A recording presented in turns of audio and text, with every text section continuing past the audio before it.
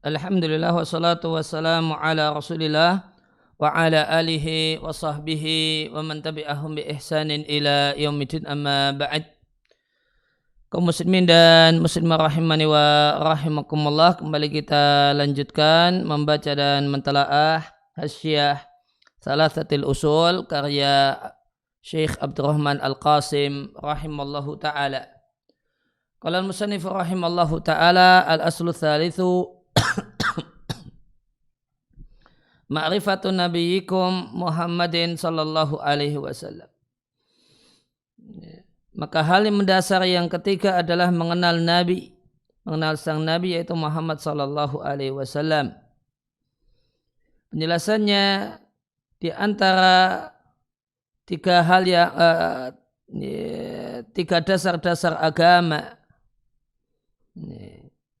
yang wajib diketahui oleh setiap orang, yaitu setiap muslim, adalah mengenal Nabi kita Muhammad sallallahu alaihi wasallam. Mengenal sang Nabi adalah salah satu dari al-usul ats-tsalatsah, tiga hal yang mendasar dalam agama ini.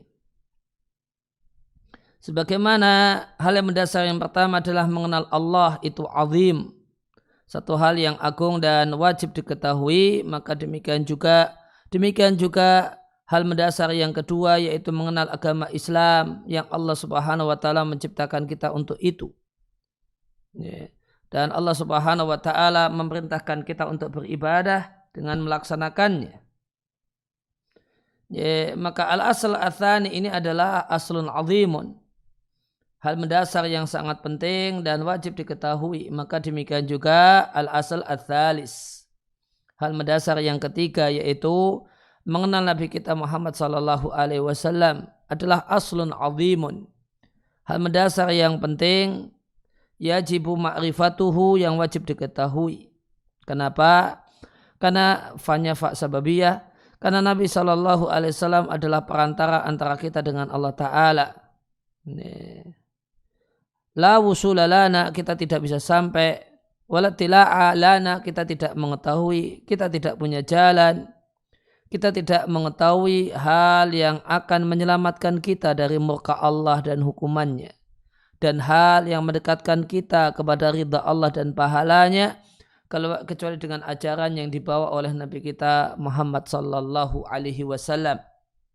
Jika realitanya demikian, arafna, kita mengetahui wajah alasan kenapa mengenal Nabi itu salah satu dari tiga hal yang mendasar dalam agama ini yang wajib diketahui.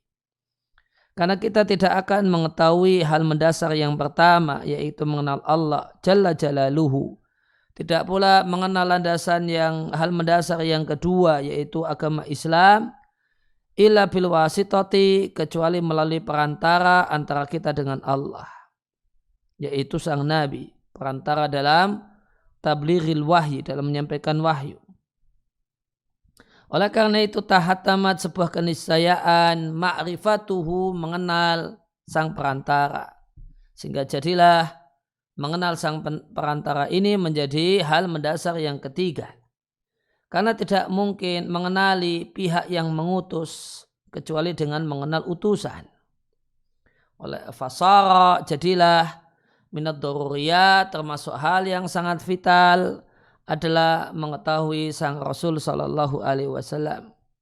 Wabidzalika, dengan penjelasan di atas, dhahara, jelaslah bahasanya mengenal sang Nabi sallallahu alaihi wasallam adalah salah satu dari tiga hal yang mendasar. Dan mengenal sang Nabi itu tersusun dari berbagai hal.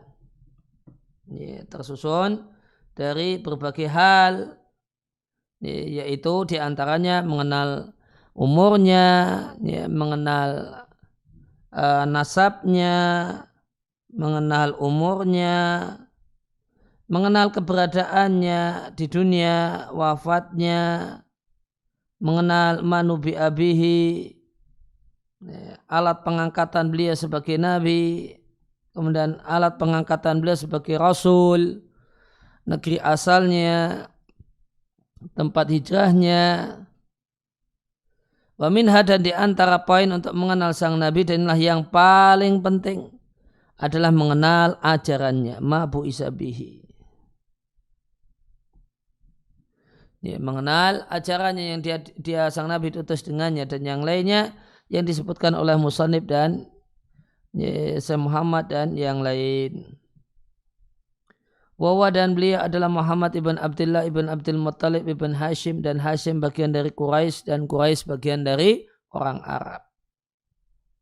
Maka Nabi memiliki beberapa nama, yang paling populer adalah Muhammad. Walihada, karena itu terdapat dalam Al-Quran, sang Nabi terdapat dalam Al-Quran dengan nama Muhammad. Yang ketika Allah sampaikan nama Al-Quran ala wajib tanwihi, dalam rangka memuliakan. Sebagaimana dalam firman Allah Ta'ala, bukalah Muhammad bapak salah satu lelaki di antara kalian. Tidaklah Muhammad kecuali seorang Rasul yang telah berlalu sebelumnya. Yang banyak Rasul yang telah berlalu sebelumnya. Muhammad utusan Allah, dan orang-orang yang bersamanya itu keras kepada orang-orang kafir. Fahada, maka ini yaitu Muhammad adalah nama sang Nabi yang paling populer. Dan makna Muhammad secara bahasa adalah alladzi yuhmadu, seorang yang dipuji lebih banyak daripada pujian yang didapatkan oleh orang lain. Maka Muhammad itu alamun, isim alam, diambil dari kata-kata tahmid. Walima fihi, karena pada diri Nabi minal khisalil hamidati, hal-hal terpuji yang banyak. Ya, gelarnya Abul Qasim, ayahnya namanya Abdullah, dan Abdullah ini adalah Adzabih Athani, anak yang disembelih yang kedua setelah Adzabih al-awwal, Nabi Ismail alaihi salam, yang dia al-mufda, ditebus dengan 100 ekor unta. Karena Abdul Muttalib bernadar, bahasanya jika dia mendapatkan 10 anak laki-laki, maka nanti anak terakhirnya akan dipersembahkan, disembelih. Dan anak terakhirnya adalah Abdullah. Nah, anak terakhirnya Abdullah, singkat ceritanya, namun Abdullah tidak jadi disembelih. Kemudian ditebus dengan Abdul Muttalib menyembelih 100 ekor unta yang dibagikan kepada fakir miskin. Abdul Muttalib nama aslinya adalah Syaibah, disebut juga Syaibatul Hamdi. Kenapa mendapat gelaran tersebut? Lijudihi, karena kedermawanannya. Maka dia Hamdi. Hamdi di sini masdar, maknanya maf'ul. Hamdi ay mahmud, sebagaimana fawaraddun di hadis tentang bid'ah, raddun ay mardudun, hamdun ay mahmudun. Wajima'i amri Quraisyin ilaihi, dan bersatunya orang-orang Quraisy kepada bersatu dengan beliau, mengakui beliau adalah diakui sebagai pemimpin tertingginya. Namun mendapatkan sebutan budaknya Al-Muttalib, dan Muttalib adalah nama pamannya, nama paman dari Syaibah.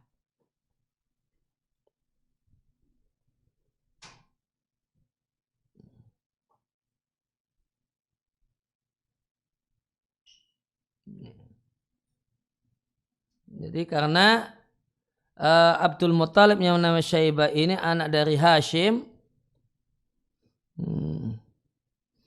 ini dibawa oleh ayahnya ketika masih kecil, dibawa untuk safar dalam rangka dagang. Ya, singkat ceritanya di tengah jalan Hashim meninggal dunia. Dalam keadaan dia bawa anak kecil Syaibah. Maka kemudian Syaibah itu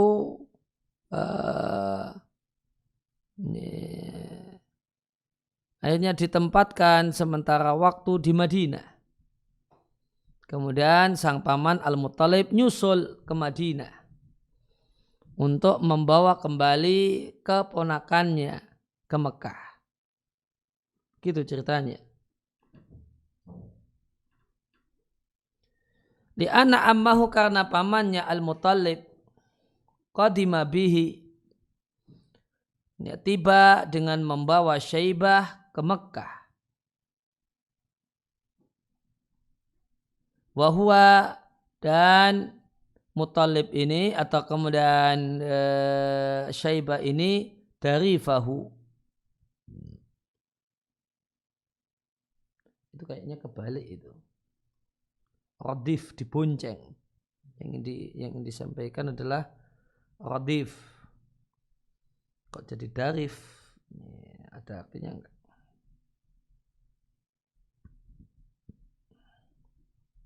Tapi asumsi awal itu salah ketik. Karena yang diinginkan adalah dibonceng.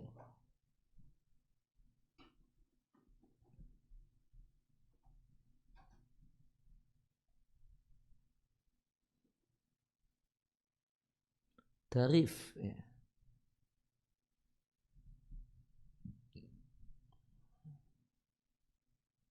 Darif ada artinya, tapi artinya engsel pintu. Jadi radif itu yang diinginkan.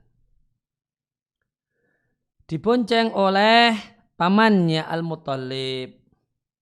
Waqad taghayyara launuhu bis-safari, dan Syaibah ini telah berubah warna kulitnya karena safar, kena debu. Maka orang-orang Mekah mengira ketika Al-Muttalib datang membawa keponakannya, mengira bahasanya yang dibawa adalah budaknya.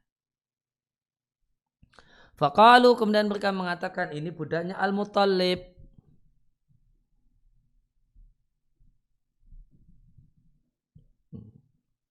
Budaknya Al-Muttalib.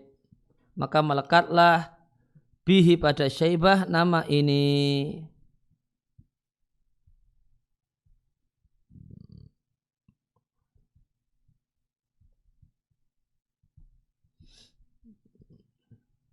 Dan perlu diketahui bahasanya Al-Imam Syafi'i rahimallahu ta'ala itu adalah secara silsilah nasabnya adalah keturunan dari Al-Muttalib.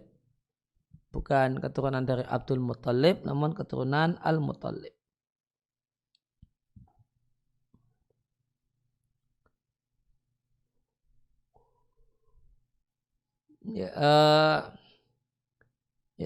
Hisham ini anaknya Manaf. Ya, perlu diketahui Hisham itu anaknya Abdul Manaf. Dan Abdul Manaf itu anak laki-lakinya 4. Anak laki-lakinya ada 4. Ada Hashim tadi yang kita baca, ada Hashim, ada Al-Muttalib. Kemudian 2 yang belum disebutkan adalah Naufal dan Abdus Syams. Naufal dan Abdus Syams. Itu anaknya Abdul Manaf, ada 4 laki-laki. Dan perlu diketahui bahasanya Hashim itu kembar dengan Abdus Syams. Nanti dari Abdus Syams ini lahir ada Utsman, nanti Bani Umayyah. Bani Umayyah itu keturunan Abdus Syams. Ya, jadi kalau mau pakai silsilah, maka dilihat dari silsilah nenek moyangnya antara Bani Umayyah dan Bani Abbasiyah. Ya, ada 2 daulah, ya, Bani Umayyah, Bani Abbasiyah.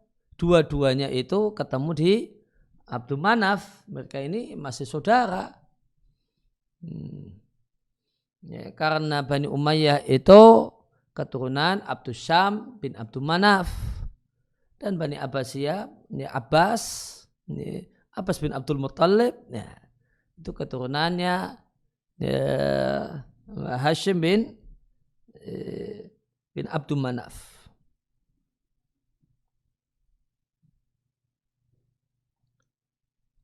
Kemudian perlu diketahui bahasanya keluarga Nabi yang tidak boleh mendapatkan dan perlu diketahui bahasanya ya Hashim tidak punya anak laki-laki kecuali Abdul Muttalib. Ya, tidak punya anak laki-laki kecuali Syaibah. Ya, karena dia mati muda. Ya, sehingga anak laki-lakinya itu ya, hanya Abdul Muttalib. Sehingga anak keturunan Hashim itu sama dengan anak keturunan Abdul Muttalib. Bani Hashim itu sama dengan Bani Abdul Muttalib. Karena Bani cuma tentu hanya dari jalur anak laki-laki. Yang dinamakan keturunan itu ya kaidah dasarnya hanya dari jalur anak laki-laki. Nah, anak laki-lakinya Hashim itu hanya Syaibah atau Abdul Muttalib. Sehingga kalau kita katakan Bani Hashim, ini ketika kita katakan Bani Hashim dengan Bani Abdul Muttalib itu sama.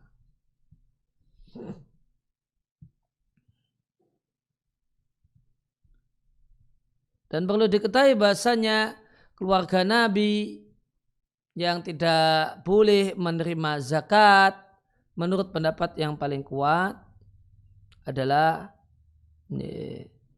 Bani Abdul Muttalib dan Bani Al-Muttalib.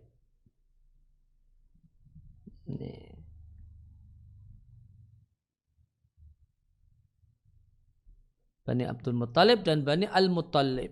Jadi keturunan Abdul Muttalib dan keturunan Al-Muttalib itu dua-duanya adalah Ahlul Bait yang tidak boleh menerima zakat dan sedekah. Kenapa hanya dua itu pada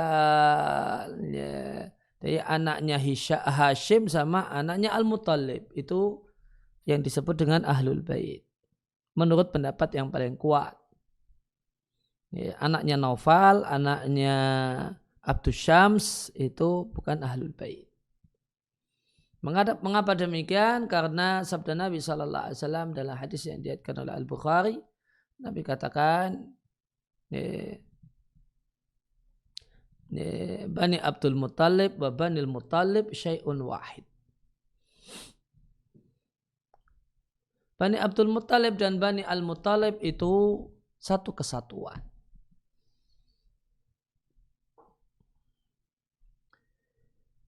Kemudian wa Hashim ismuhu Amr. Nama asli Hashim adalah Amr. Jadi Hashim itu gelar. Wa inna masumiyah Hashim harusnya tanpa koma ya. Hanyalah Amr disebut Hashim karena dia menghancurkan roti sarit ditumbuk, dianjurkan campur dengan daging likaumihi untuk masyarakatnya, artinya orang yang dermawan dalam bentuk bagi-bagi makanan. Ya, hasyama ay fatata, meremukkan. Hasyamal khubza ay meremukkan, wa'addahu saridan, dan menyiapkan untuk dibuat roti sarit. Sarit di kamus didefinisikan dengan makanan min khubzin maftutin, dari roti gandum yang diremuk, walahmin dicampur potongan-potongan daging, wa marqin dan kuah. Sarit dajjaj bi khubz raqaq. Sarit dagingnya apa? Dagingnya ayam dengan roti yang lembek. Roti ada marik, ada kuah, kemudian roti dihancurin dan tambah daging. Itu sarit.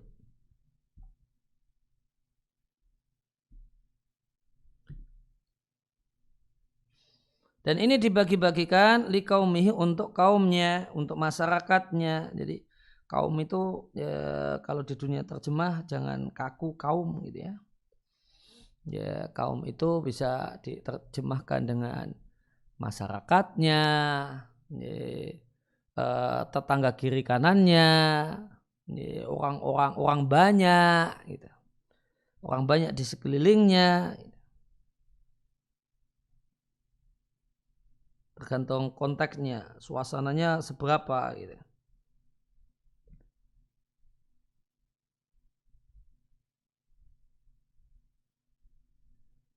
Ya, fi sini al-mahal, sini artinya tahun-tahun, mahal artinya ajdab, kemarau. Jadi ketika kemarau berarti Hashim ini orang kaya. Ketika kemarau, ini pacakli, ini orang pada sulit makan, kesusahan hidup, Hashim enggak. Punya roti banyak, punya daging banyak gitu. Ini, orang lain pada kesusahan, Hashim itu enggak. Berarti apa? Hashim itu orang kaya, namun kaya yang dermawan. Sehingga di saat ajedab, saat kemarau, saat pacakli, dia bikin makanan untuk disuguhkan kepada masyarakatnya. Siapa yang kelaparan silahkan makan di tempat saya. Kemudian Hashim itu bagian dari Quraisy. Quraisy itu gelaran untuk nadr. Fa'inna ilaihi maka berujung kepada nadr lah jima'u Quraisyin. Titiknya orang Quraisy. Ini Quraisy itu gelar untuk nadr. Dan tidak ada perselisihan di antara para ulama bahasanya Hashim itu adalah anak laki-laki Abdul Manaf. Abdul Manaf itu gelar. Nama aslinya Al-Mughirah bin Qusay bin Kilab bin Ka'ab bin Lu'ay bin Ghalib bin Fihar bin Malik bin Nadr. Nadrnya ini yang disebut Quraisy di sini. Bin Kinana bin Ruzaimah bin Mudrika bin Ilyas bin Mudar bin Nazar bin Ma'ad bin Adnan. Nah sampai di situ disepakati wa ma fawqahu, sedangkan nasab setelahnya fihi khilafun, diperselisihkan. Dan Arab di sini yang dimaksudkan adalah Arab musta'robah, karena Arab ada dua macam. Ada Arab aribah dan ada musta'robah. Arab aribah itu adalah suku besar namanya Qahtan. Nisbatnya jadi Qahtani. Ya.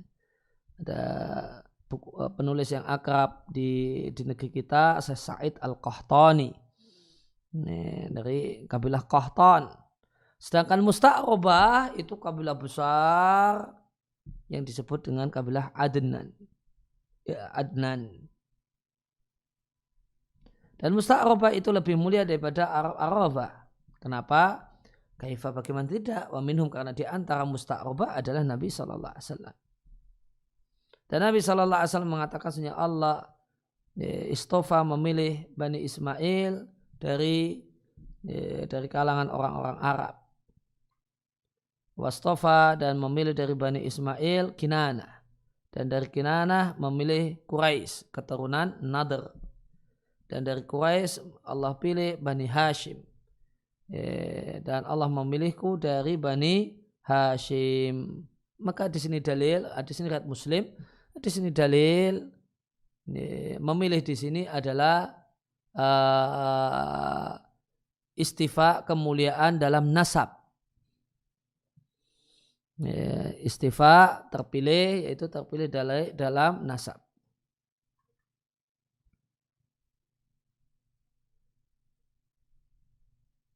Fa'ana khiyarun min khiyarin, maka aku adalah pilihan dari pilihan.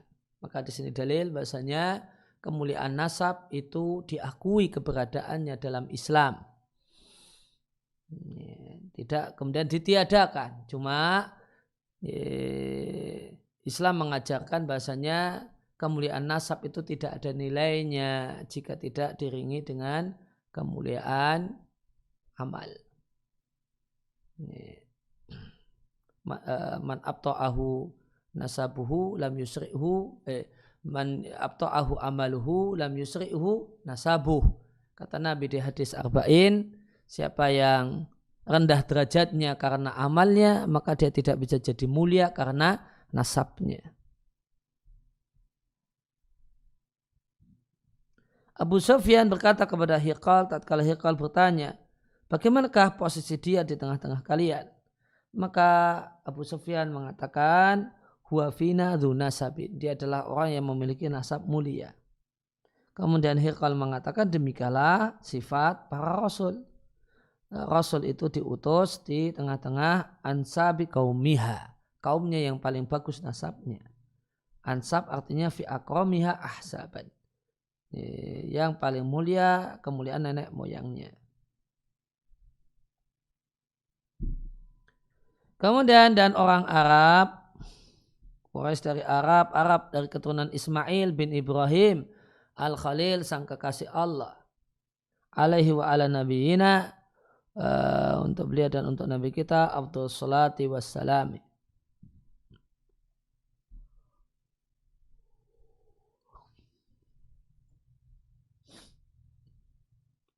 Kemudian walau minal umri, umur beliau 63 tahun, diantaranya adalah 40 tahun sebelum menjadi Nabi.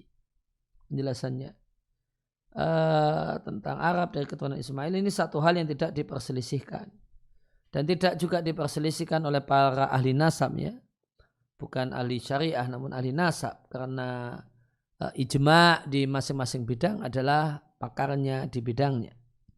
Bahasanya Al-Khalil Ibrahim adalah anak keturunan Sam bin Nuh. Namun mayoritas para ahli tarikh, ahli sejarah menyebutkan bahasanya Al-Khalil alaihissalam ibn Tarikh, ibn Nahur, ibn Saruh, ibn Rahu, ibn Fali', ibn Abir, ibn Shalih, ibn Arfashad, ibn Sam, ibn Nuh alaihissalam. Kemudian Nabi alaihissalam lahir pada hari Senin tanggal 12 Rabiul Awal tahun Gajah. Dan di hari Senin beliau diangkat sebagai Nabi. Dan di hari Senin beliau mi'raj ke langit. Di hari Senin beliau hijrah ke Madinah. Wafihi, dan di hari Senin beliau wafat. Salatullah wassalamu alaihi. Sebagaimana sabda Nabi, dzalika itu Senin adalah hari aku dilahirkan dan diturunkan wahyu pertama kali untukku.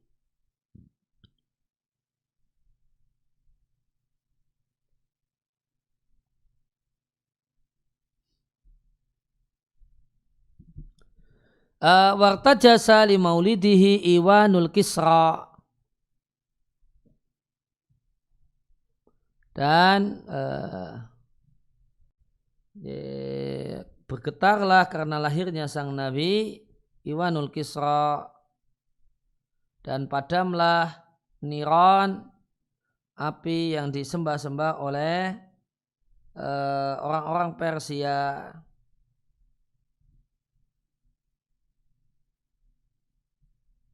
Namun seingat saya, karena sudah lama tidak baca buku sirah, ini riwayat tentang hal ini dhaif. Mungkin nanti bisa dilengkapi di pertemuan yang akan datang.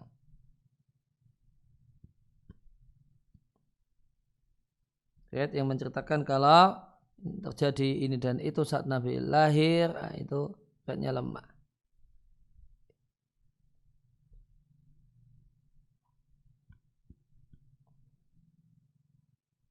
Irtajasa maknanya rojafa, terjadi goyang, gempa.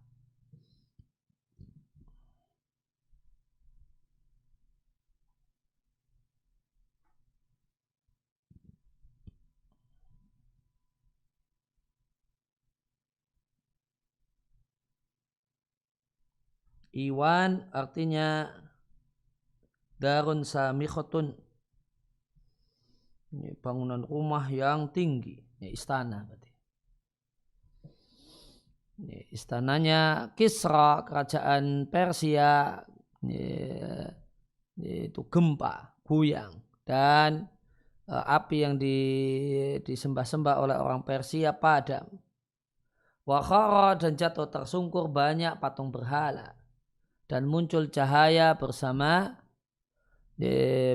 sang Nabi, lahirnya sang Nabi, sampai menerangi istana-istana di negeri Syam. Negeri Syam berarti Romawi. Wa hatafat bihi al-jinnu, dan jin itu mengatakannya. Hatafa itu suara tanpa sosok. Hatafa itu suara tanpa sosok, sehingga telepon dalam bahasa Arab itu hatif. Karena dia ada suaranya, tidak ada orangnya.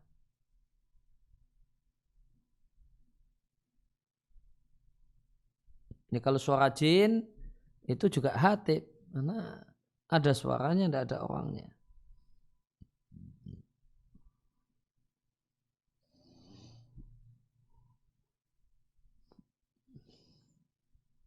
Hatafa yahtifu.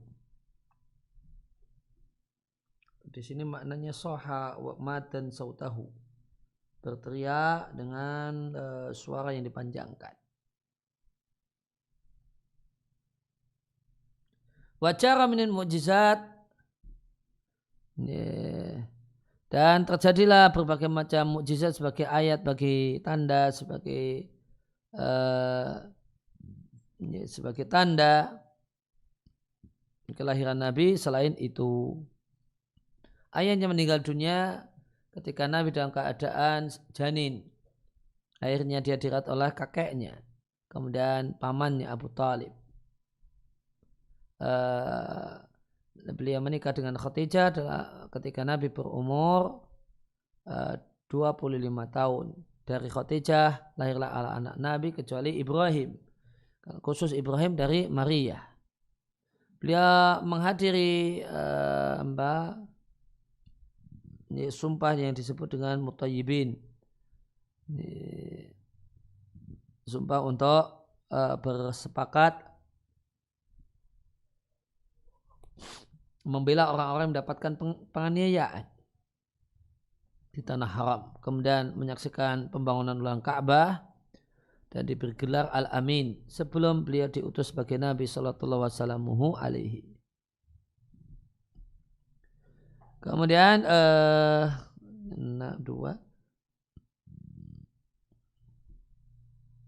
umurnya 63 tahun. Demikian pendapat jamaahir ahli ilmi, mayoritas para ulama sirah Rasulullah sallallahu alaihi wasallam. Nubuah kenabian dari ambil kata-kata naba, artinya al-khubar, berita. Karena seorang nabi itu memberikan informasi dan berita tentang Allah. Ada yang mengatakan nubuah diambil kata-kata nabuah, yang artinya adalah tinggi. Karena tingginya kedudukan seorang nabi. Wa inna, dan hanyalah nabi itu karena kadzalika seperti itu, di anu irtafa'a ala ghairihi, karena dia lebih mulia daripada yang lain.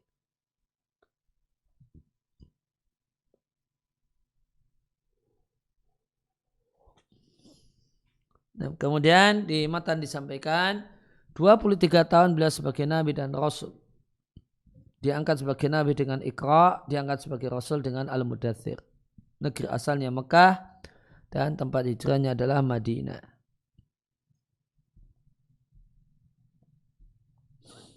Maka nabi adalah insanun dzakarun, manusia, dan harus jenis kelaminnya laki-laki. Diberikan wahyu kepadanya berupa syariat, meskipun tidak diperintahkan perintah wajib untuk menyampaikannya. Nah, maka jika diperintahkan perintah wajib untuk menyampaikan kepada yang berbeda keyakinan, disebut rasul. Maka nabi dan rasul itu ada yang lebih luas dan lebih sempit. Menjadi rasul atau kerasulan lebih luas dari sisi kerasulan itu sendiri, namun lebih sempit dari sisi orangnya. Sedangkan nubuwah itu lebih sempit dari sisi kenabiannya itu sendiri, namun lebih luas dari sisi orangnya. Karena kenabian bagian dari kerasulan.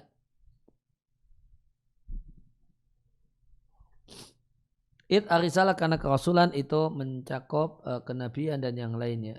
Setiap rasul itu nabi, namun tidak semua nabi itu rasul. Ada nabi yang bukan rasul.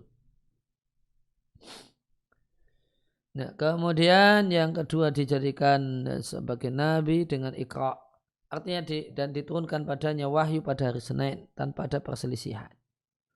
Yang masyhur Wahyu itu diturunkan pada sang Nabi di bulan Ramadan di Gua Hira. Yang diturunkan adalah bagian depan dari surat Iqra. Iqra bismi rabbikal ladzi khalaq, khalaqal insana min 'alaq. Fafiha isi ayat di surat Al-Alaq mengingatkan tentang awal penciptaan manusia dari alaqah.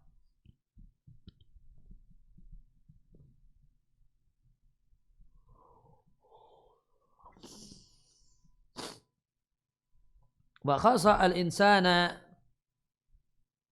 dan Allah sebutkan secara khusus atau Allah istimewakan manusia karena Allah letakkan pada manusia hal-hal yang menakjubkan dari tanda kekuasaan Allah. Dan di antara kemurahan Allah adalah an 'allamahu ma lam ya'lam, mengajari manusia hal-hal yang tidak diketahui oleh manusia.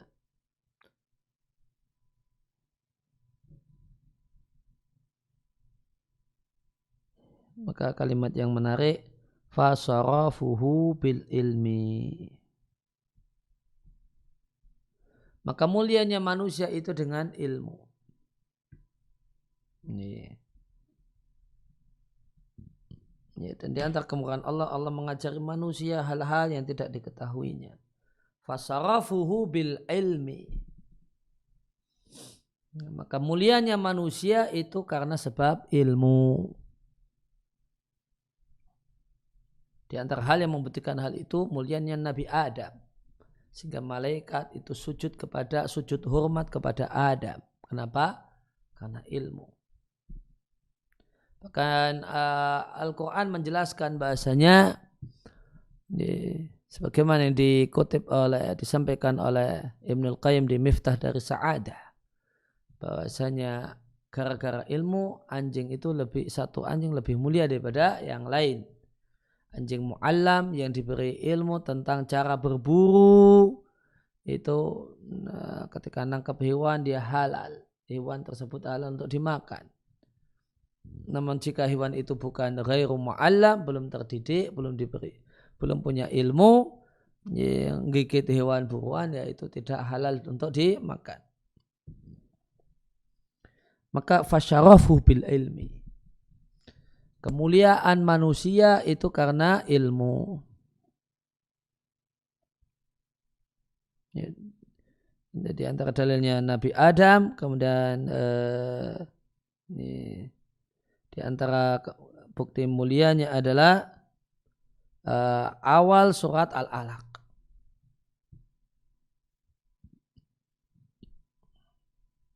Iqra bismi rabbikal ladzi khalaq, bacalah dengan nama Rabbmu yang menciptakan. Bacalah artinya, dan membaca adalah sarana ilmu. Khalaqal insana min 'alaq. Setelah membicarakan ilmu, kemudian membicarakan penciptaan manusia yang tercipta dari darah yang menggantung di rahim. Kenapa dari ilmu kemudian penciptaan manusia? Ini kata Syekh Abdurrahman Al-Qasim untuk menunjukkan mulianya manusia dengan ilmu. Ya, mulianya manusia itu dengan ilmu, dengan berilmu, dan mengamalkannya tentunya. Ini ilmu yang di sini, ilmu yang dimaksudkan, ilmu yang sempurna, yaitu ilmu yang membuahkan amal. Ini munasabah, ini namanya dalam ilmu Al-Quran ini namanya munasabah bainal ayat. Ini ayat pertama, Iqra bismi rabbikal ladzi khalaq, kemudian khalaqal insana min 'alaq. Ini dua tema yang berbeda. Apa munasabahnya? Apa munasabahnya? Apa nyambungnya? Apa kaitannya? Maka kata penulis Hasyiah, kaitannya adalah karena mulianya manusia yang tercipta dari al-alaq, ya, itu mulianya dengan al-ilmu.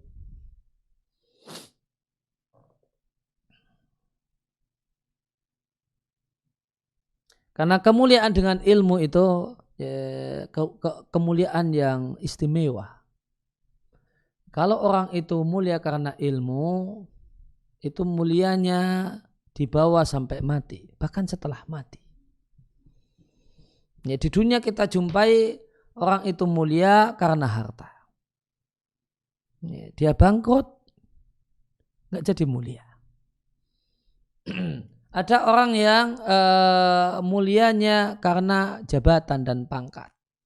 Setelah pensiun, hilang kemuliaannya. Saat dia berkuasa semua orang menunduk-nunduk di hadapannya. Setelah pensiun, semua orang cuma biasa saja nyengir dengan dia. Hanya orang-orang yang kemudian silau dengan jabatan, yang kemudian masih nampak memberikan sikap istimewa kepada, oh dia mantan bupati loh. Nah, masih kemudian dikesankan istimewa gitu. Padahal cuma mantan gitu. Kalau orang yang tidak silau dengan jabatan biasa saja. Ya cuma mantan, sekarang udah nggak punya kekuasaan apa-apa. Tidak punya kekuasaan apa-apa. Ketika kemudian mantan ini setelah itu aktif di dunia dakwah atau punya kontribusi di dunia dakwah, di dunia pengajian, ya sebagian orang komentar, ya ketika punya kekuasaan, ya kemana gitu. Setelah nggak punya power, kemudian kemudian gini ya. Setelah pada punya power, pada saat punya power kemudian tidak memanfaatkan powernya. Ya, sebagian orang komentar demikian. Ya, maka kemuliaannya itu hilang karena ya sudah pensiun, sudah tidak aktif, ya, sudah tidak lagi punya power, ya. Apalagi jika di sana sudah tidak ada orang yang mengenalnya, masih punya sisa-sisa kalau yang berkuasa itu masih anak buahnya atau kemudian orang didikannya, sehingga punya balas budi, punya pekewuh gitu. Tapi kalau sudah ganti orang sama sekali, ya sudah tidak ada yang kenal. Ya, tinggal sejarah. Ya. Maka kemuliaan, kejabatan dan pangkat itu habis dengan pensiun. Dengan masa purna sudah, purna juga kekuasaannya, purna jabatannya, purna kemuliaannya.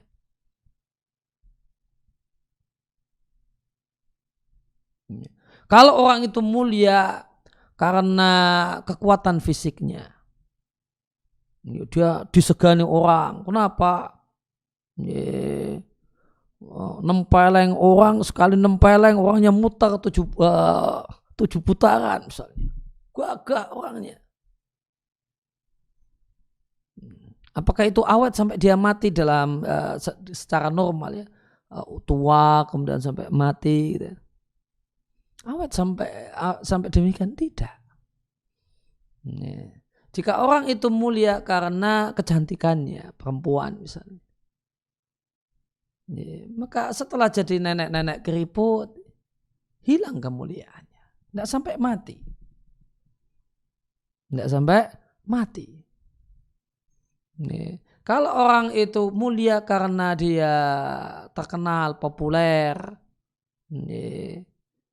maka ya dia mulia ketika naik daun. Setelah jatuh daun, setelah kemudian muncul daun-daun yang lain yang mengalahkannya, dia tenggelam. Ya sudah, tidak lagi orang mulia kemudian orang berburu tanda tangannya. Orang cuma kemudian mengatakan, oh dulu dia mantan terkenal loh yang lewat tadi. Nah, ya. Dulu orang kondang itu loh, nah, itu saja.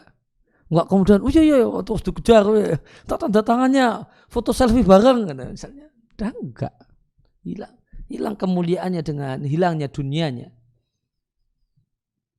Itu kemuliaan ya, jika tanpa kemuliaan yang didapat dengan selain ilmu. Namun masya Allah istimewanya ilmu. Biasanya orangnya tetap mulia. Mulianya itu dibawa sampai mati dan bahkan setelah mati. Dia seorang, misalnya seorang guru yang berilmu, sekaligus dia kerja sebagai guru dan dia orang yang berilmu. Setelah pensiun dia tidak berhenti itu, malah jadwalnya boleh jadi lebih lebih padat daripada dulu ketika dia ya, statusnya masih ngajar, ya, ngasih aktif sebagai seorang dosen atau yang lainnya. Nggak hilang. Nggak hilang dengan dia pensiun itu nggak hilang. Dengan pensiun itu tidak hilang. Syekh Abdul Razak itu sudah pensiun sebagai dosen. Syekh Abdul Razak bin Abdul Muhsin, beliau sudah pensiun. Apakah kemudian hilang kemudian kemuliaannya setelah pensiun? Tidak. Karena kenapa? Karena ini kemuliaan ilmu. Beliau kemudian malah bisa fokus ngajar, kemudian berdakwah, kemudian muncul kemudian karya-karya beliau, boleh jadi tulisan atau transkrip namun pakai editing beliau, itu banyak keluar ya, setelah beliau pensiun.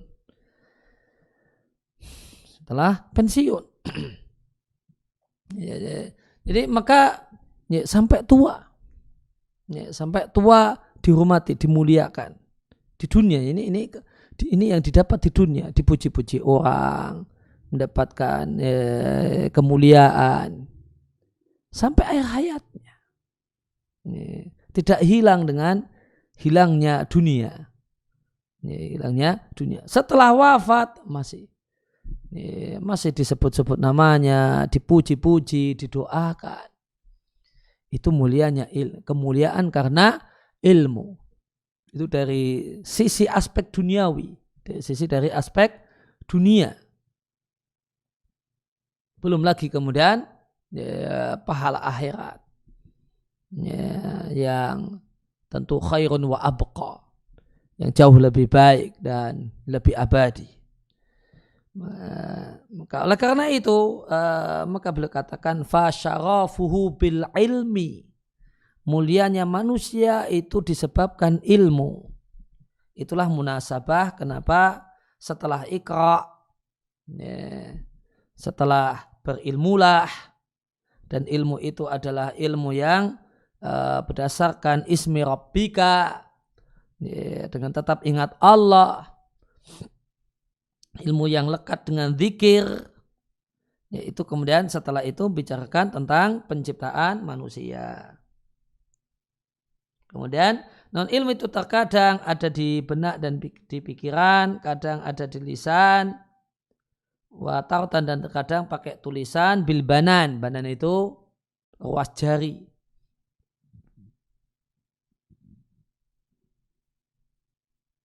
Walihada qal, oleh karena itu lanjutannya ayat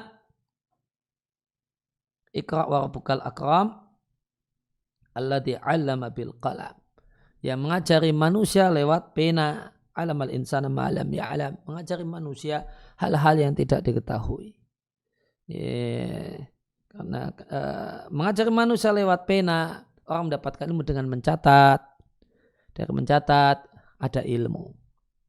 Dari pena maka kemudian tercetaklah buku, dan buku ini sumber ilmu. Dengan pena, ketika seorang guru itu mengajarkan satu hal, kemudian dia tulis di papan tulis,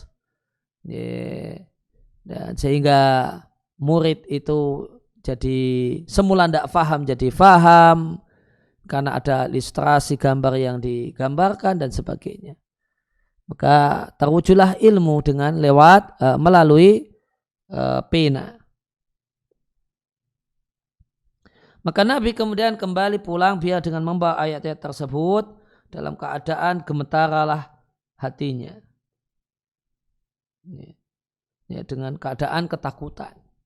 Faqala lahu Khadijatu, maka Khadijah berkata kepadanya, menunjukkan dia adalah wanita yang sangat dewasa, wanita istimewa, karena dia wanita yang aqilah, mengedepankan akal daripada perasaan.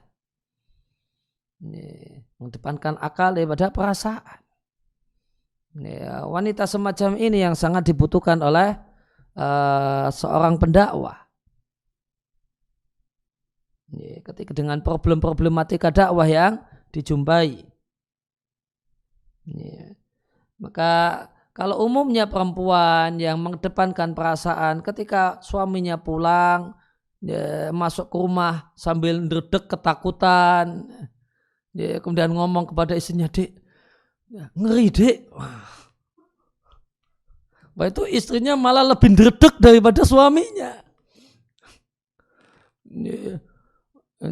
Suaminya pulang ketakutan, menggigil ketakutan, ngeri. Istrinya malah teriak histeris. Dengan istri teriak histeris, suaminya malah tambah takut.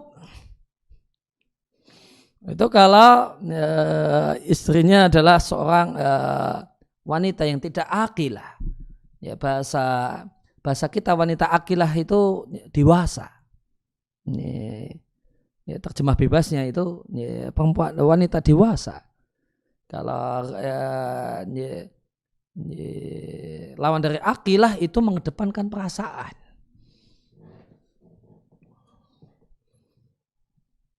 Bayangkan, coba bayangkan.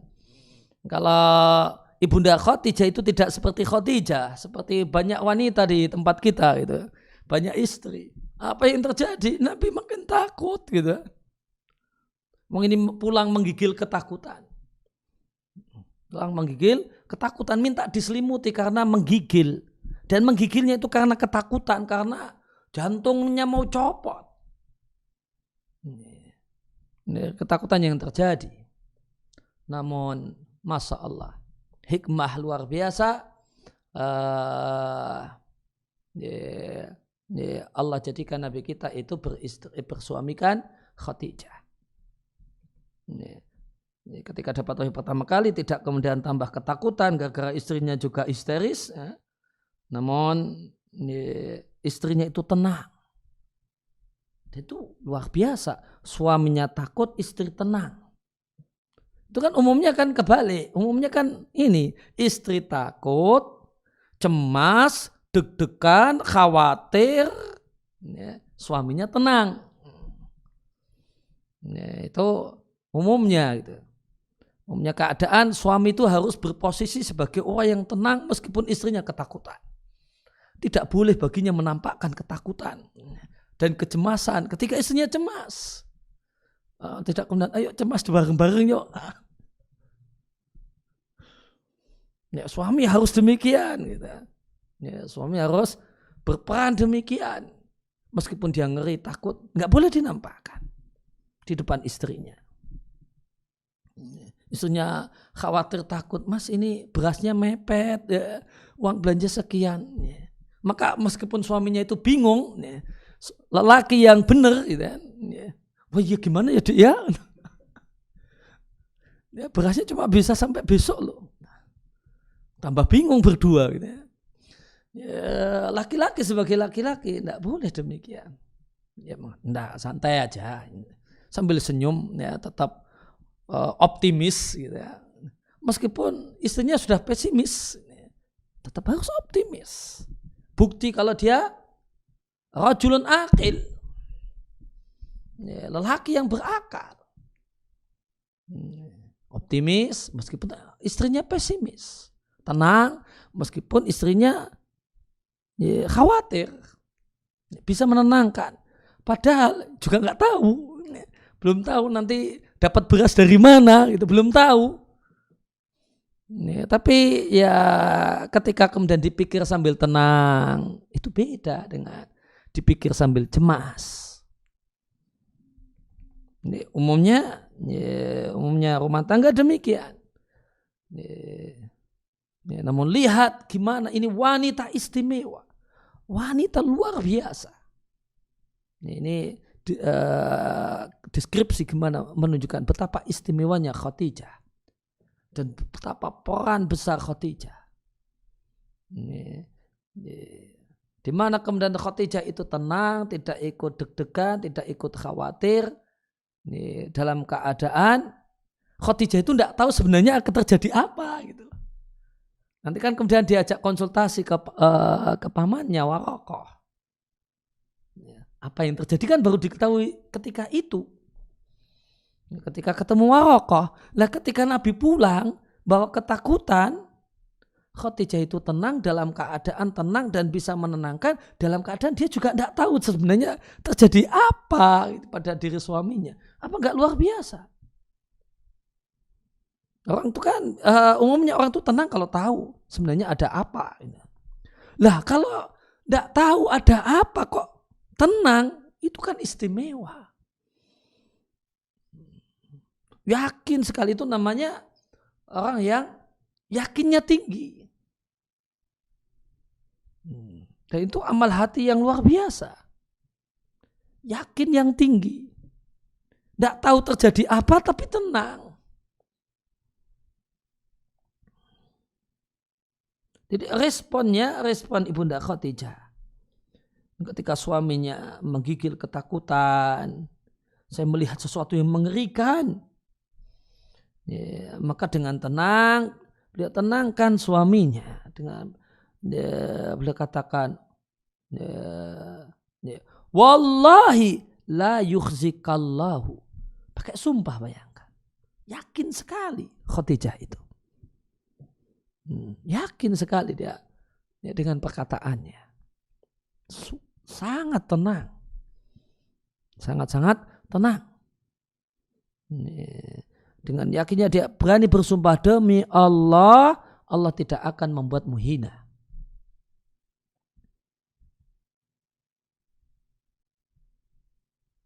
Kemudian padahal ini dia tenangkan suaminya dalam keadaan belum tahu sebenarnya terjadi apa. Sehingga lanjutannya wa akhbarat Waraqah. Setelah itu baru berbagi kabar kepada Waraqah bin Naufal. Faqal, nah barulah Naufal itu, Waraqah ini membeberkan apa sebenarnya yang terjadi. Ya, dengan mengatakan hadan namusul akbar, itulah Jibril alladzi kana ya'ti Musa, yang datang kepada Nabi Musa. Tidak apa-apa itu. Yang datangimu malaikat. Ya, yang datangimu malaikat. Nah, baru di situ clear gitu kan masalahnya. Jadi tadi ketika Khadijah itu menenangkan suaminya, melimuti suaminya dan mengatakan perkataannya, dia tidak tahu sebenarnya apa yang terjadi. Namun demikian tenangnya dan demikian semangatnya untuk menenangkan suaminya.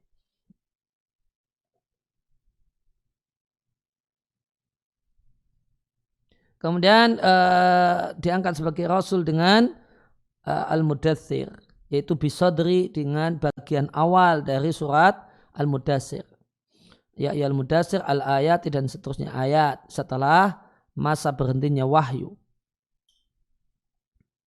Walamma ja'al maliku, dan tatkala al-malaku, malaikat itu datang, farqa minhu, ay khaufa minhu, Nabi ketakutan. Dan pulang ke tempat Khadijah dan mengatakan dathiruni, selimuti aku. Lantas Allah mengatakan, ya ayyal mudaththir kum fa'angdzir. Pengangkatan Rasulnya di kum fa'angdzir, berdirilah dan berilah peringatan. Kemudian hamiyah al-wahyu wa tataba'a. Kemudian wahyu pun kemudian hamiyah wa tataba'a, dan berturut-turut turun.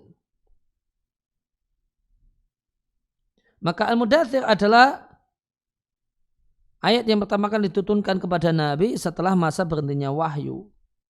Wahina idin, dan pada saat itu Rasulullah SAW mencincingkan betis tekad gitu. Dalam bahasa kita semuanya mencincingkan dengan baju untuk menunjukkan kesungguhan.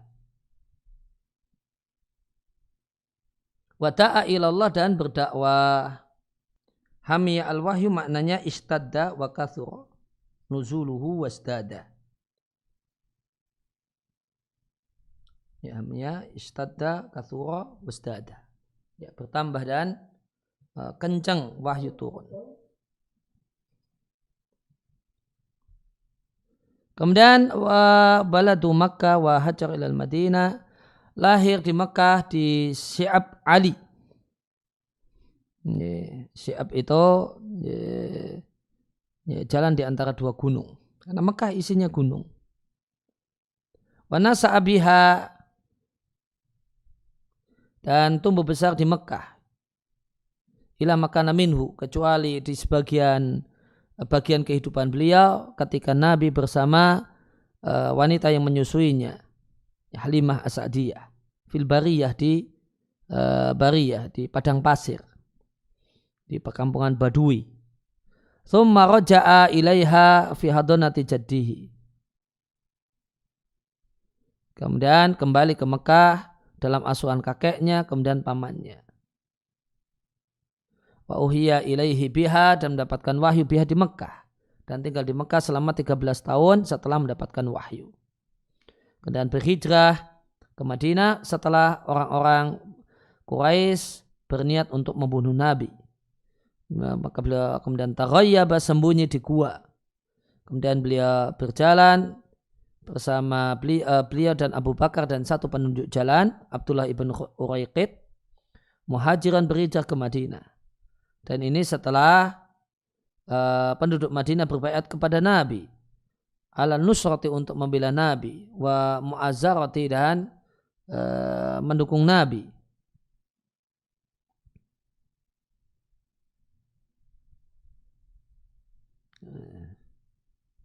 Wa arakhat al-ummatu min mahajirihi, dan umat Islam dimulai dari masa Umar bin Khattab di tahun 17 atau 18 Hijriah, itu kemudian membuat penanggalan dari hijrahnya Nabi sallallahu alaihi wasallam. Kemudian qala al-musannif rahimallahu taala ba'asahu Allah bin nadhara 'ani syirki wa yad'u ila tauhidi. Allah mengutusnya untuk mengingatkan bahaya syirik dan mengajak pada tauhid. Wa dalilu qaulu ta'ala, dan dalilnya adalah firman Allah taala, ya ayyuhal muddatsir, orang yang berselimut, bangunlah dan berilah peringatan, wa rabbaka fakabbir, dan hanya kepada Rabbmu hendaknya engkau membesarkan, wa thiyabaka fatahhir, dan pakaianmu sucikanlah, wa rujza fahjur, dan berhala tinggalkanlah, wala tamnun tastakthir, dan janganlah engkau memberi untuk mencari yang lebih banyak, wali rabbika fasbir, dan hanya kepada Rabbmu hendaknya engkau, atau karena Rabbmu hendaklah engkau bersabar. Penjelasannya musannif rahimahullah ta'ala menyebutkan sejumlah hal yang mimma yu'rafu bi an-nabi sallallahu alaihi wasallam. Hal-hal yang dengannya Nabi dikenal. Dan hal yang paling agung dan yang paling tinggi adalah mengetahui ajaran sang Nabi. Nah, beliau membawa dua ajaran pokok, diutus dengan yang pertama mengingatkan bahaya syirik, yang kedua mengajak untuk bertauhid. Dan musannif rahimahullah ta'ala lebih mendahulukan mengingatkan bahaya syirik sebelum dakwah tauhid. Karena inilah makna kandungan la ilaha illallah. La ilaha itu sama dengan an-nadharah anisyirki. Illallah itu sama dengan yada'u ila tauhid.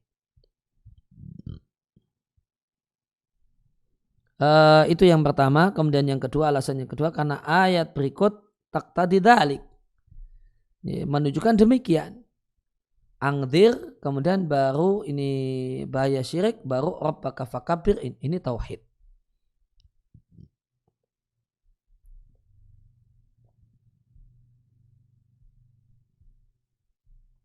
Fabada'a, maka dimulai dari aspek syirik, karena likaunil ibadat la tasihu, karena ibadah itu tidak sah kalau ada yang meniadakannya, yaitu syirik. Maka jika dijumpai fala wujidat, maka jika dijumpai ibadah namun yang meniadakan ibadah yaitu syirik itu ada, lam tasihah, maka ibadahnya tidak sah. Tsumma tsanna, kemudian baru nomor duanya tauhid. Karena tauhid adalah wajibat, aujabul wajibat, kewajiban yang paling wajib. Dan amal itu la yurfa, tidaklah diangkat ke hadapan Allah Subhanahu wa taala illa bihi, kecuali dengan tauhid.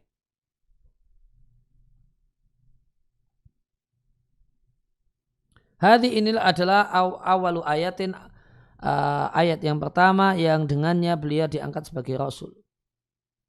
Dan perintah pertama yang masuk ke telinga atau pendengaran Nabi. fi hali pada saat beliau diutus sebagai Rasul. Wadhalika dalam tersebut bahasanya Nabi SAW tatkala melihat malaikat yang datang kepada beliau di Gua Hira,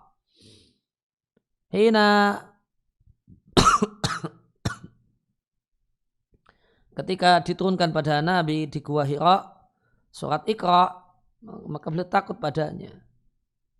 Fa'ata, maka ketika melihat malaikat, ra'iba minhu, dia takut. Akhirnya Nabi mendatangi istrinya, yaitu Khadijah. Kemudian berkata kepada Khadijah, dathiruni, selimuti aku. Maka Allah turunkan ayat, ya ayyuhal mudaththir. Itu orang yang mutadaththir, berselimut dengan kainnya. Al-mutaghasya biha, yang ditutupi dengan kainnya, minar ra'ab, karena ketakutan. Ketakutan yang terjadi karena melihat malaikat saat menurunkan wahyu. Kum, berdirilah engkau min ditharika, dari selimutmu. Berilah peringatan dan ingatkanlah orang akan azab Rabbmu jika tidak beriman. Maka dengan kalimat ini kum fa'angdir hasolal irsalu, terjadilah pengutusan sebagai Rasul. Sebagaimana hasolah terjadi bil awwali, dengan wahyu yang pertama, itu awal-awal surat Al-Alaq, an-nubuwatu, kenabian. Ya, wa rabbaka fakabbir, ay azim rabbaka, muliakan Rabbmu dari apa yang diucapkan oleh para penyembah berhala. Wa thiyabaka fattahir, artinya dirimu sucikalah dari dosa.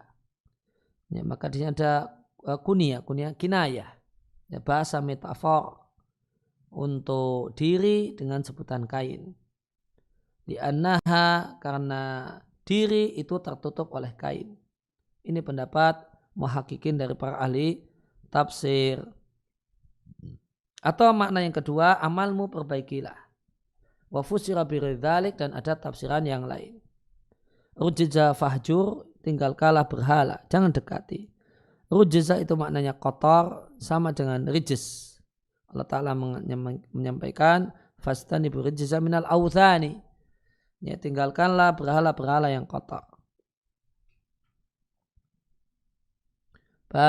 Musannif telah menafsirkan ayat-ayat ini bima fi kifayatun, yang sudah mencukupi. Ya, tafsiran beliau sudah dinilai cukup bagus. Wala tamnun tastakthir, maknanya jangan berikan hartamu musona'atan, pura-pura, supaya engkau diberi lebih banyak dari itu. Atau maknanya la tamnum 'alallahi bi'amalika, janganlah engkau merasa berjasa kepada Allah dengan amalmu. Merasa sudah berbuat, merasa sudah berperan, merasa sudah berkontribusi bi'amalika, dengan amalmu. Ya, oleh karena itu engkau menganggap telah banyak amalmu. Atau makna yang ketiga, la yukthir min amalika fi ainika,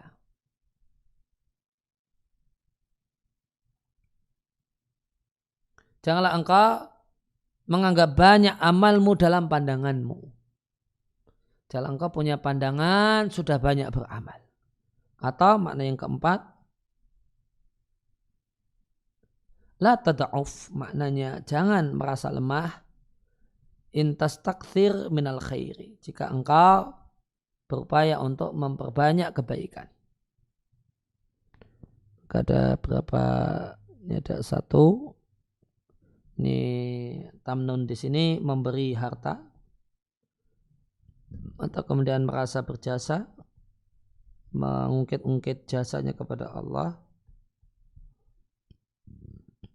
Kemudian jangan menganggap banyak amal. Yang keempat, ya, jangan merasa lemah, sehingga selama Anda adalah orang yang memperbanyak kebaikan.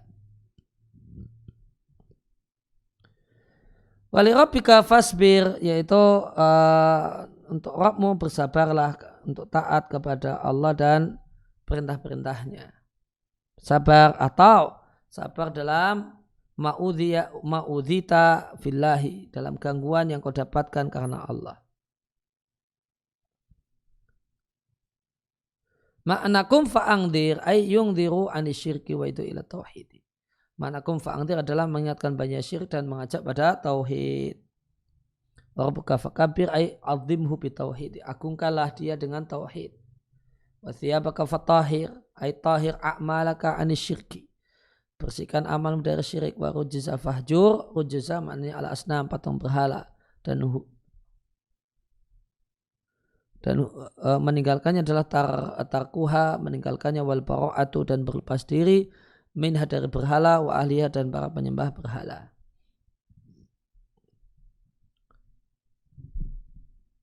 Kemudian 3 kum fa'angdir yungdiru anisyirki wa itu ila tauhidi. Fa'ina syirka karena kemusikan adalah a'zamu dzambin, dosa paling besar yang Allah didurhakai dengannya. Wala yurfa'u ma'ahu amalun. Tidak ada satupun amal yang akan diangkat ke hadapan Allah ma'ahu jika ada syirik. Sedangkan tauhid adalah kewajiban yang paling wajib dan materi dakwah pertama para rasul. Dari rasul pertama sampai rasul yang terakhir. Semuanya mengatakan malakum min ilahin ghairuhu. Kalian tidak punya sesembahan selain Allah. Maka Nabi pun mencenggingkan betis tekadnya, mengingatkan bahaya syirik kepada manusia. Wa amma wa khassa, beliau sampaikan di forum yang publik ataupun forum-forum terbatas, dan beliau mendapatkan gangguan karena hal itu. Demikian juga orang-orang yang mengikuti beliau. Dan terjadi pada musannif mujaddid hadi dakwah Syekh Muhammad bin Abdul Wahhab semisal apa yang terjadi pada Nabi Muhammad SAW dan para sahabatnya. Beliau bersabar dan untuk mereka kesudahan yang baik. Allah nampakkan agama ini setelah lenyapnya melalui tangan beliau Syekh Muhammad bin Abdul Wahhab dan para pengikutnya. Maka untuk Allah segala puji dan anugerah. Semoga Allah memberikan balasan kebaikan untuknya. Waman awahu dan orang memberikan tempat padanya dan membelanya, ya, memberikan kebaikan karena Islam dan kaum muslimin, ahsanal jaza, sebaik-baik balasan. Poin 4, adzimhu bitauhid. Maka Allah Subhanahu wa taala adalah sesembahan yang berhak disembah. Tidak ada tandingan baginya, tidak ada yang semisal baginya, tidak ada yang menjadi sekutu baginya dalam statusnya sebagai ilahiyah, sebagai ilah ataupun sebagai Rabb. Bahkan dia Allah adalah zat yang berhak untuk disembah semata tanpa disekutukan dengan bersamanya satupun orang dalam ibadah kepadanya. Karena kemusyrikan adalah di samping kezaliman yang paling zalim, dia adalah menghancurkan rububiyah dan melecehkan uluhiyah dan berarti berburuk sangka kepada Rabb semesta alam. Dan 5, bersihkan amalmu dari syirik. Dan syirik adalah a'dhamu dzambin, dosa yang besar yang Allah didurhakai dengannya.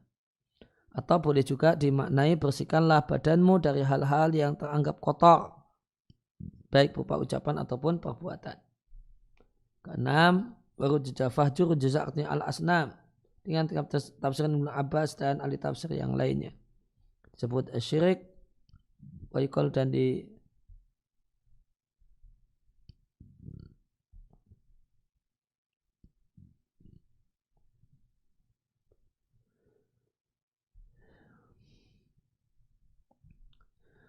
wa yuqal dan ada yang mengatakan za dalam rujza, ada zanya ya.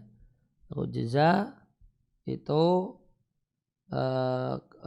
pergantian munqalabah dibalik dari sin, rijza artinya. Wa yadullu alaihi, dan ini didukung oleh ayat fatsani burijza minal awthan, maka jauhlah berhala-berhala yang kotor. Ibn Abbas juga menafsirkannya dengan mengatakan tinggalkanlah dosa. Dalam makna sehingga maknanya tinggalkan semua hal yang mewajibkan engkau mendapatkan azab, baik ucapan ataupun perbuatan. Ya, maka menghajar berhala itu caranya adalah dengan meninggalkannya. Dimaksud meninggalkan berpaling darinya. Hajra syai'a yahjuruhu artinya sarama wa qata'ahu, putus hubungan dengannya. Ya, hajar kebalikan dari wasl. Dan Nabi SAW memerintahkan untuk meninggalkan berhala, menjadi berhala tegas kepada berhala dan semua bentuk dosa. Dan berlepas diri dari berhala dan para penyembah berhala. Catatan kaki 2. Allah Ta'ala berfirman tentang Al-Khalil, wa'tazalakum wa ma tada'una min dunillahi. Dan Ibrahim meninggalkan kalian dan berhala-berhala yang kalian sembah selain Allah. Maka tatkala Ibrahim meninggalkan mereka, falamma tazalahu, maka tatkala Ibrahim meninggalkan mereka dan apa yang mereka sembah selain Allah, maka tidaklah ada tauhid bagi seorang hamba sampai dia berlepas diri dari bukannya kekafiran namun juga orang-orang kafir, jauh dari mereka dan membuang mereka. Ya, kecuali memang kondisi tidak memungkinkan karena tinggal di perumahan, ya memang sudah ada orang Nasrani yang terlebih dahulu di sana dan yang lainnya. Ya. Demikian dicukupkan sampai sini. Wassallallahu ala nabiyina Muhammadin wa ala alihi wasallam. Alhamdulillahirabbil alamin. Subhanakallahumma bihamdika asyhadu an la ilaha illa anta astaghfiruka wa atubu ilaik.